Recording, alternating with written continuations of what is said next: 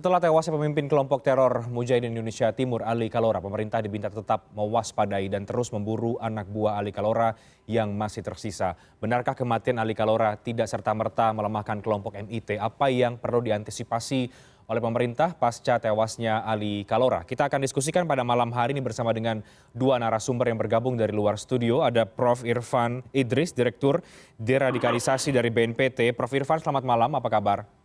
Selamat malam. Baik. Dan ada Baik, terima kasih Prof. Irfan, dan sudah ada Pak Al Haidar, pengamat terorisme yang juga bergabung lewat sambungan telepon sementara ini. Pak Al Haidar, selamat malam.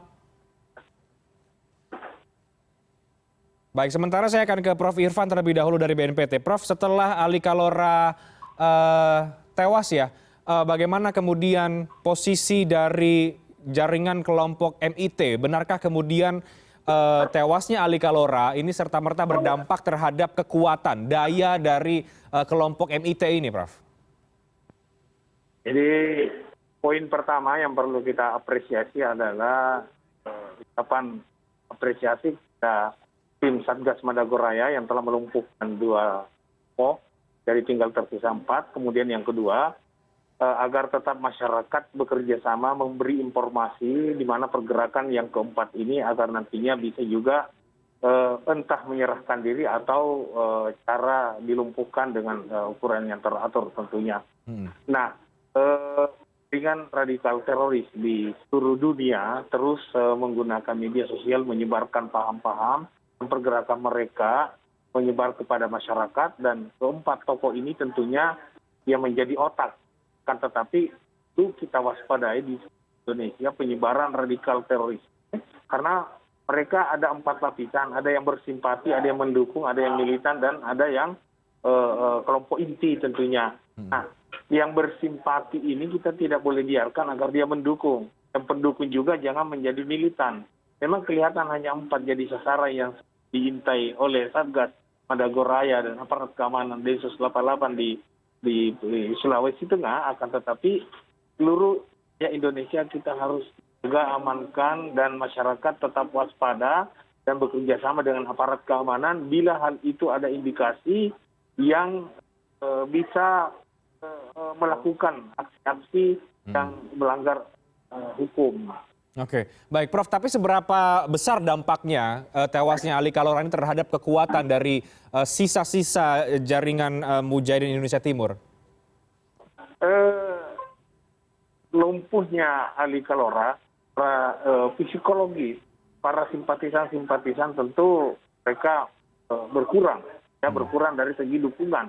Akan tetapi kita tidak bisa mengatakan ini berkurang, tetapi bisa justru semangat mereka semakin membara, bukan jumlahnya, tetapi semangat mereka untuk melakukan perlawanan membabi buta karena mereka memang jahat, bukan pejuang, tetapi mereka penjahat. Jadi keempat orang ini diwaspadai masyarakat di sekitar Poso, Parigimoto, dan Sigi harus tetap waspada agar jangan mereka melakukan pembantaian seperti yang Ali Kalora lakukan sebelumnya, menewaskan 4 warga masyarakat yang tak berdosa. Oke, jadi meskipun pemimpinnya Ali Kalora sudah tewas, tapi tidak serta-merta kemudian ini jadi lengah ya Prof ya terhadap pengawasan dan juga situasi keamanan yang ada di Poso. Betul. Oke, saya ke Pak Al Haidar, sudah bergabung juga. Pak Al Haidar, selamat malam Pak. Ya, selamat malam. Baik, bagaimana Anda melihat posisi dari teroris MIT setelah Ali Kalora dinyatakan tewas? Tadi Prof. Irfan menggarisbawahi bahwa semangat perlawanan itu masih tetap harus diwaspadai. Ya, benar sekali. Harus tetap kita waspadai bahwa tentunya dengan kematian pemimpin mereka, pasti mereka akan membuat reaksi-reaksi ataupun respon-respon yang tentunya sangat brutal, sangat negatif. Dan MIT sama seperti JAD dan mereka sama-sama berafiliasi kepada ISIS dan sama-sama mereka memiliki ideologi takfiri yang sangat brutal, yang sangat tidak berperi kemanusiaan, yang memenuhi semua kriteria terorisme textbooks yang ada di berbagai berbagai buku tentang terorisme. Jadi ini merupakan kelompok yang sangat sangat mengerikan yang harusnya sudah difokuskan, sudah ditargetkan lama oleh pemerintah yang untuk diselesaikan dan tidak bisa berlarut-larut karena akan mengakibatkan terjadinya kerugian di pihak sipil. Jadi sipil terproteksi, seakan-akan negara tidak hadir di wilayah itu. Jadi seakan-akan negara itu blank, di situ ada blank spot di situ di mana negara tidak bisa menjangkau, di mana negara tidak punya kekuasaan, tidak punya tangan-tangan yang bisa melindungi masyarakat yang ada di sana. Jadi saya kira memang ini perlu sekali untuk terus difokuskan dan selamat kepada polisi, saya kira juga kepada tentara. Oke, baik Pak Al-Haidar, kalau kemudian kita masih harus tetap mengantisipasi, langkah pencegahan apa yang bisa diambil oleh semua pihak ya, oleh aparat agar mengantisipasi serangan balasan, katakanlah begitu ya. Kalaupun ada langkah pencegahan, ini menurut Anda menggunakan pendekatan seperti apa? Soft approach kah atau kemudian hard approach sekaligus? Iya, dua-dua ya. Ini yang disebut dengan multi-front approach ya, yang oleh Dr. Dedi itu disebut sebagai multi-front approach. Sebenarnya membedakan antara hard approach dengan soft approach itu terlalu naif juga, terlalu sumir, terlalu tidak jelas. Karena itu pendekatan lama, pendekatan baru adalah multi-front approach ya. Jadi multi pihak. Jadi ada pendekatan militer, ada pendekatan intelijen, ada pendekatan penegakan hukum ya, law enforcement, secara sekaligus, secara serentak, juga pendekatan sosial kemasyarakatan dan juga keagamaan dan lain sebagainya. Jadi perlu semua dilibatkan dalam waktu yang bersamaan karena tidak bisa membatasi hanya pendekatan-pendekatan soft approach saja ataupun hard approach saja yang bisa dilakukan di daerah tersebut. Karena kalau hanya dibatasi dengan hard approach dan soft approach saja, itu akan gagal. Karena pelibatan kekuatan negara, terutama militer, itu sangat esensial mengatasi tamkin terorisme namanya. Jadi terorisme organik teritorial. Kalau JAD, JAK, kemudian kelompok-kelompok yang lain bisa kita sebut sebagai terorisme tim. Kalau ini terorisme tamkin sama seperti terorisme Papua, kan? Dan juga yang ada di Abu Sayyaf di Filipina Selatan. Jadi ini harus pendekatannya multi-front approach, jadi nggak bisa setengah-setengah, sebagian-sebagian. Oke, baik, saya ke Prof. Irfan. Prof. Irfan, sudah ada gambaran kalkulasi langkah apa yang diambil BNPT katakanlah untuk pasca tewasnya Ali Kalora, apakah akan mengambil pendekatan yang seperti apa? Apakah yang tadi sudah dibahas multi-front approach ya oleh Pak Al-Haidar atau kemudian ada bentuk pendekatan yang lain? Ya, betul. Apa yang disampaikan tadi Pak Al-Haidar itu multi-front approach, kita istilahkan pendekatan yang holistik dari hulu ke hilir. Selain penegakan hukum, tentunya juga pembinaan, pendampingan, dan pemberdayaan. Bagaimana kita berdayakan masyarakat, bagaimana kita mendampingi masyarakat, dan bagaimana kita memberdayakan, mendampingi masyarakat agar jangan dengan mudah mereka bersimpati kepada kelompok-kelompok radikal teroris yang menyebar di seluruh wilayah Indonesia. Yang perlu kita waspadai dari hulu ke hilir tentang pendekatan humanis, pendekatan sosial keagamaan, pendekatan cultural approach, kearifan lokal tentu tidak bisa kita lupakan, dan pendekatan ekonomi kesejahteraan. Bagaimana Kepala BNPT menetap sebuah program sinergitas KTN, kawasan khusus terpadu Nusantara, yang melibatkan 48 kementerian dan lembaga dalam ikut memaksimal pemberdayaan pendampingan masyarakat agar mereka jangan hopeless, jangan jobless. Kalau mereka sudah hopeless dan jobless, saat itulah mereka dengan mudah terpancing, terprovokasi, atau bekerja sama, ya memberikan logis dan lain sebagainya. Jadi masyarakat tidak boleh takut, ya, karena teror itu ingin menciptakan ketakutan. Oke. Kalau kita jadi takut, mereka sudah menang sebenarnya. Dan negara tidak boleh kalah dengan aksi-aksi teroris dan isu-isu hoax yang menyebar di media sosial. Oke. Di pendekatan terus kita lakukan dari kehilir, tokoh agama, ada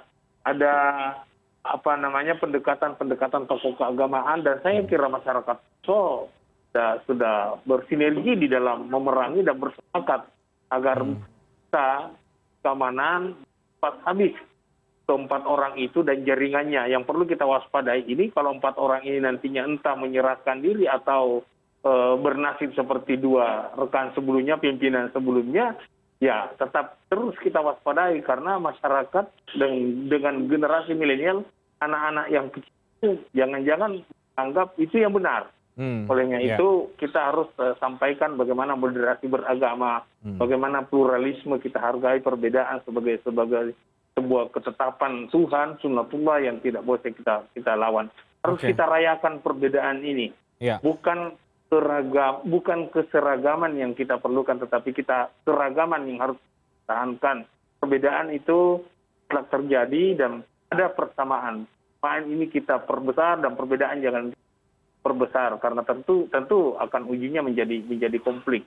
Oke. Seperti itu. Baik, Prof. Irfan, termasuk untuk masyarakat yang tadi Anda katakan. Saya ingat beberapa waktu yang lalu ketika Pak Boy berkunjung ke Komisi 3 DPR juga meng-highlight atau menyoroti soal potensi penceramah-penceramah yang berpotensi mendukung kelompok terorisme Ali Kalora. Nah, ini bagaimana kemudian setelah tewasnya Ali Kalora mengantisipasi sekali lagi mereka yang bersimpati kemudian bisa saja berubah menjadi mendukung kemudian menjadi militan, kan?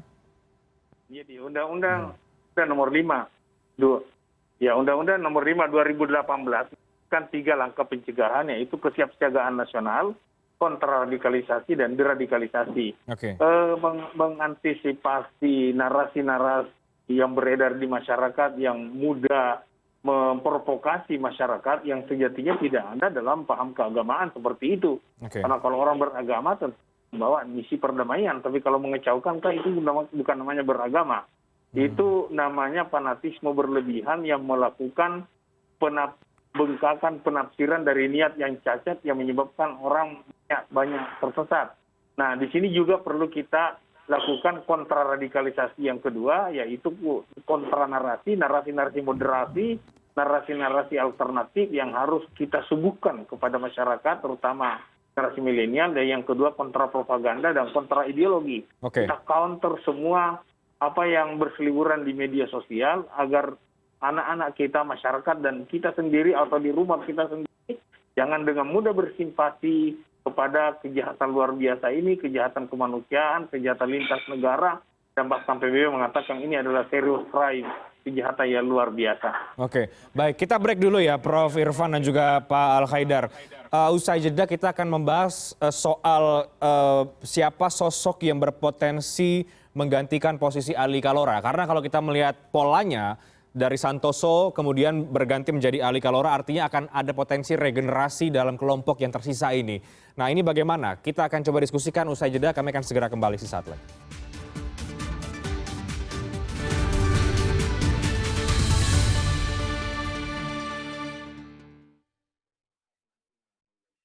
Anda kembali di Newscast, saya akan langsung ke Pak Al-Haidar. Pak Al-Haidar, sekarang yang kemudian juga menjadi diskursus adalah siapa yang akan menggantikan posisi Ali Kalora di tengah sisa yang ada 4 orang ini. Anda membacanya bagaimana, Pak? Ya, yang tinggal ini semuanya itu adalah orang-orang Bima. Jadi secara antropologis sebenarnya yang akan melanjutkan kepemimpinan NIT itu adalah orang-orang yang transmigran sebenarnya. Transmigran yang dulu pernah dipindahkan di zaman Orde Baru ke Sulawesi Tengah. Dan orang-orang Bima inilah yang kemudian menjadi korban serangan dari kelompok non-Muslim pada waktu terjadinya rusuh Poso tahun 1999. Jadi ini merupakan satu kekuatan yang agak sulit diberantas karena mereka memakai bahasa yang satu. Kalau dulu mungkin mereka memakai bahasa yang banyak. Bahkan ada orang-orang Uighur juga yang dilibatkan di situ. Tapi kalau yang sekarang ini mereka akan menggunakan teknik komunikasi dan cara-cara yang sangat irresistible ya, jadi sangat-sangat kuat, sangat bertahan mereka. Dan kemungkinan mereka akan dipimpin oleh Abu Salman. Abu Salman inilah yang kemudian akan menjadi pemimpin setelah Ali Kalora. Karena Ali Kalora itu sendiri adalah orang Sulawesi. Sementara ini adalah semuanya sekarang yang tinggal adalah orang Bima. Mengapa? Ini menjadi kekuatan baru karena mereka ethnic, religious based, ethnic, race based terrorism. Jadi jauh lebih susah untuk untuk diberantas. Pak Al-Haidar, mengapa nama Abu Salman yang kemudian Anda bayangkan akan mengganti sosok Ali Kalora? Karena dia yang dipercaya oleh Ali Kalora selama ini, karena dia sangat sangat terpercaya orangnya, kemudian tidak pernah mengeluh, tidak pernah protes, tidak pernah dan mengerti semua strategi yang pernah disampaikan oleh Santoso maupun Basri maupun sampai kepada Ali Kalora sekarang ini. Dan kelihatannya dia datang ke sana, datang ke Poso itu memang untuk melanjutkan proteksi terhadap orang-orang mereka yang dianggap terancam di bawah kedudukan non-Muslim. Dan ini adalah kegagalan negara dalam mengintegrasikan masyarakatnya dan kegagalan negara dalam memproteksi masyarakat yang berbeda-beda ini. Negara saya kira sudah kalah, sudah gagal, sudah kalah, dan ini ciri-ciri yang seperti terlihat pada pada Afghanistan ya di tahun-tahun 80-an, dan itu menunjukkan bahwa ada kemungkinan Indonesia akan terperosok seperti situasi seperti itu. Oke, jadi Anda melihat bahwa yang tersisa ini juga tidak bisa dipandang sebelah mata, tidak bisa dianggap remeh? Oh ya, tidak bisa dianggap remeh ini karena ini sangat kuat ya, cara mereka bertahan, resilience mereka itu sangat luar biasa, dan keterlibatan orang Bima sebenarnya itu terjadi tahun 2001 ya, 2002 begitu. Sementara konfliknya itu sendiri itu terjadi tahun 1999 di Poso. Dan itu nggak pernah diselesaikan secara tuntas. Dulu hampir tuntas yang dilakukan oleh Yusuf Kala. Jadi ada perjanjian Malino 1, Malino 2, dan sebagainya. Dan itu hampir-hampir selesai. Tapi sayangnya orang pendamai atau aktivis perdamaian seperti Yusuf Kala memang tidak begitu diterima di dalam setting sosial politik Indonesia yang lebih mengedepankan pendekatan legal formal dan pendekatan keamanan saja. Oke. Prof Irfan, ada tanggapan Prof dari apa yang disampaikan Pak Al-Haidar tadi bahwa sisa yang 4 ini juga tidak bisa kemudian dianggap tidak kuat atau tidak lebih kuat dibanding Ali Kalora meskipun Ali Kalora sudah tewas. Apakah itu juga yang terpantau oleh BNPT atau bagaimana? Ali Kalora dan Santoso, Abu Wardah atau Basri. Akan tetapi dalam kondisi seperti ini secara psikologis bisa saja secara brutal membabi buta melakukan penyerangan. Lagi-lagi masyarakat harus tetap tingkatkan kewaspadaan. Jangan lihat kita. Bukan jumlahnya yang kita lihat karena dia tinggal 4 ya. Kita lebih berbahaya daripada jumlah sebelumnya. Akan tetapi bagaimana masyarakat di sekitar di Kabupaten Sigi, Margi Motong, Poso Pesisir dan seterusnya jangan ada yang memberi peluang jika mereka mencari logistik seperti itu.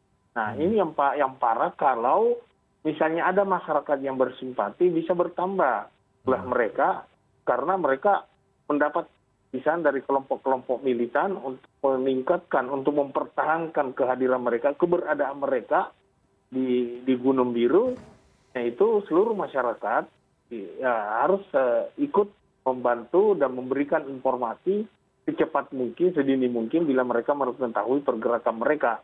Jadi bukan utama siapa yang akan menjadi pimpinan, akan tetapi bagaimana keempatnya harus dituntaskan. Entah dia menyerahkan diri, ada penegakan hukum, ya, atau jika mereka tetap melawan aparat, ya tentu negara tidak boleh kalah. Tidak boleh kalah dengan segala macam bentuk kejahatan karena mereka memang menginginkan negara ini dibubarkan. Atau mereka ingin menerap ideologi yang mereka yakini, ya meskipun itu sesuai dengan semua agama yang kita akui secara konstitusional di negara kesatuan Republik Indonesia. Yang namanya penjahat, dia tidak menggunakan struktur secara rasional seperti yang kita pikirkan. Ada pemilihan, ada pengurus, ada wakil, ada ketua. Siapa yang bisa tampil lebih militan dari empat ini atau melakukan sebagai pesan bahwasanya mereka masih ada, mereka masih melawan negara. Ya, bukan berarti setelah lumpuh pimpinan mereka berpasrah seperti itu. Tidak semudah itu mungkin mereka lakukan. Oke, tapi Prof. Irfan kalau dibedah satu persatu ya, sejauh pemantauan dari BNPT, keempat orang ini apakah Anda setuju bahwa memang orang-orang ini juga orang yang tidak kalah kuat dibanding dengan Ali Kalora seperti yang tadi disampaikan oleh Pak Al-Haidar? Ya, keempatnya tentu memiliki warisan keilmuan dari sejak Santoso, Basri, dan Ali Kalora, atau Santoso dan Ali Kalora. Tinggal bagaimana mereka lebih cepat bergerak ke masyarakat. Ini yang perlu kita waspadai. Jangan lagi mereka beraksi, membakar, membunuh, menggorok masyarakat yang tidak berdosa. Jadi keempat-empatnya tentu memiliki peluang untuk tampil menjadi pimpinan. Tetapi keempat-empatnya ini tidak ada yang punya nama sepopuler seperti Ali Kalora, ya, dan Santoso. Oke, termasuk Abu Salman tadi ya, kalau saya tidak salah yang disampaikan oleh Pak Al-Haidar ya? Abu Salman itu kan hanya tinggal empat, yaitu Ghazali, Naif, Suhardin, dengan Askar. Ya. Dari empat itu siapa yang bergelar Abu Salman? Ya mungkin ada studi biografis di antara mereka, tetapi yang pasti mereka lebih menambah semangat dendam mereka untuk melakukan pembantaian, perlawanan kepada aparat dan kepada masyarakat, tentunya setelah tewasnya dan berkurangnya 2 orang dari kelompok mereka. Tapi kita berharap lebih cepat, lebih bagus untuk dituntaskan, entah menyerahkan diri, approach, akan hukum, atau sesuai dengan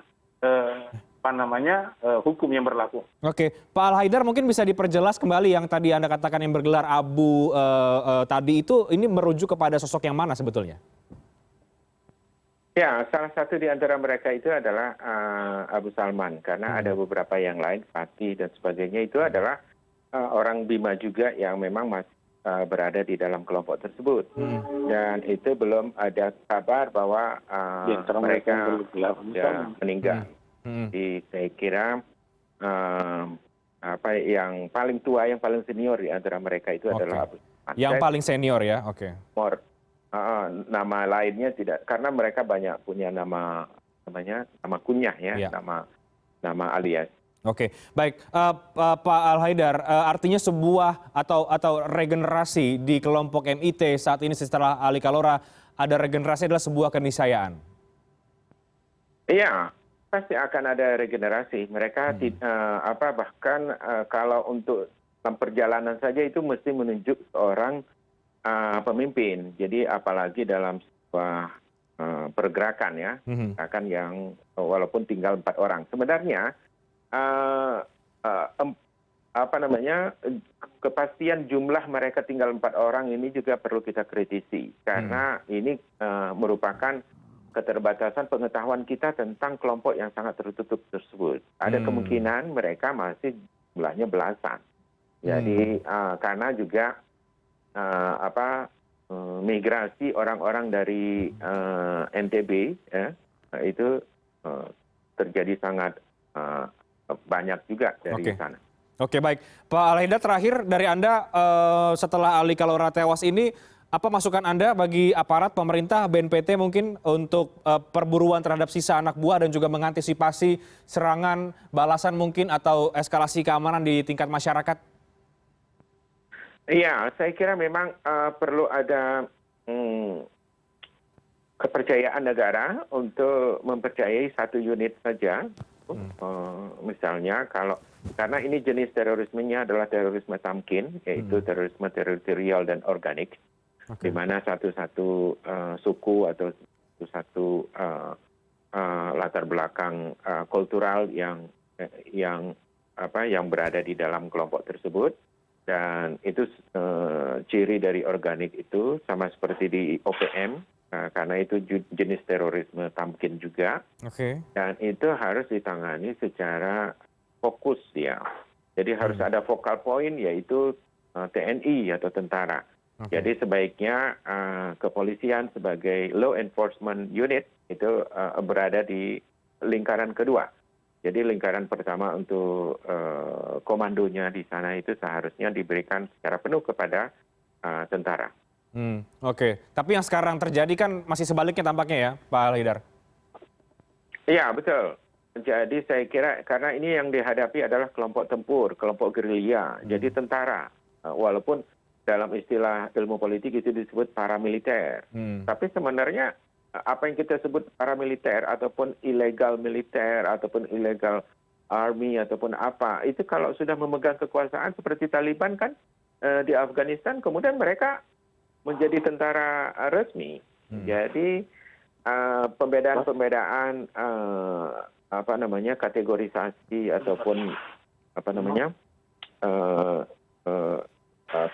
istilah-istilah administratif tersebut tidak signifikan lagi. Oke, baik. Saya terakhir ke Prof. Irfan kalau begitu sekaligus menutup. Ada tanggapan Prof dari beberapa poin tadi disampaikan Pak Al-Haidar, mulai dari jumlahnya yang perlu kita kritisi tidak tersisa 4, bisa saja kemudian belasan,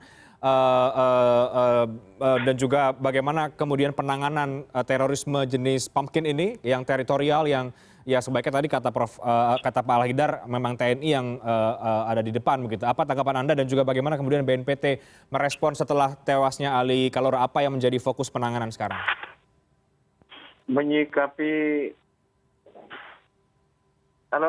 Ya, silakan. menyikapi kemungkinan yang disampaikan tadi, itu negara tidak boleh, kata kuncinya negara tidak boleh kalah dengan aksi-aksi kejahatan luar biasa seperti teroris, dan masyarakat terus harus dilindungi, diamankan, dan jangan diglorifikasi seolah-olah menjadi pahlawan yang masyarakat awam tidak tahu, dan itu nanti dianggap itu yang benar. Ini yang parah. Selainnya itu, seluruh komponen bangsa, seluruh lapisan masyarakat kita harus bersatu. Kehadiran negara itu bukan menyebutkan satu unit, tapi kita apresiasi kepada keberhasilan aparat negara, khususnya Satgas Madagoraya, untuk melumpuhkan mereka. Dan jika mereka memang lebih dari 4, ya tentu kekuatan harus tetap kita tingkatkan sama masyarakat, kesiapsiagaan dalam menyikapi kemungkinan kehadiran mereka. Jika mereka mengalami kelaparan, tentu mereka mencari logistik, dan kalau tidak diberikan mereka membantai masyarakat.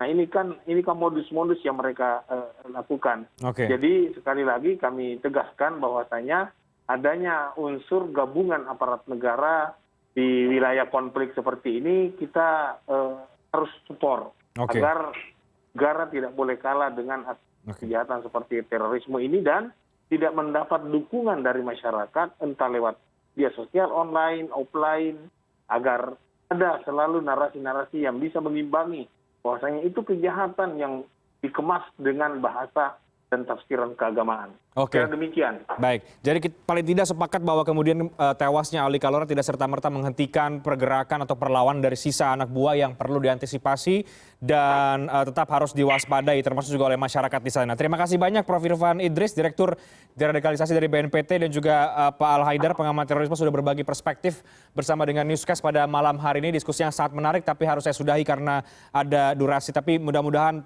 publik bisa menangkap apa yang sudah kita bahas. Terima kasih Bapak-Bapak, selamat malam, sehat selalu. Selamat malam. Salam sehat.